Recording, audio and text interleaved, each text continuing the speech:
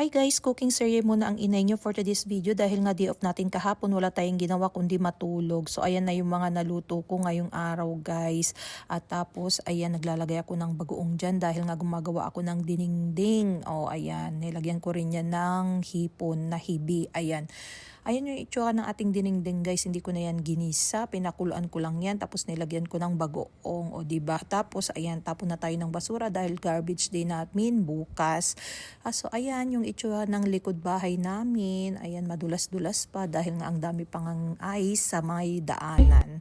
So ayan, driving na tayo guys dahil may dadaanan muna tayo, makikikain muna tayo bago tayo diretsong papasok sa work. Parang kadide off ko lang ng isang araw tapos ayan na naman, papasok na naman tayo pero half day lang yung pasok natin guys. So ayan, kain muna tayo ng bilo-bilo dahil na-miss ko ang kumain ng bilo-bilo. Kiniler yung tawag namin dyan sa Pangasinan. So ang bilis ng transition guys, nasa work na ako tapos na kaming magbigay ng mga pagkain, medication. So naka-break na kami dyan guys, kapi-kapi muna tayo. So ito lang yung ganap natin for today's video. Love you guys, bye-bye!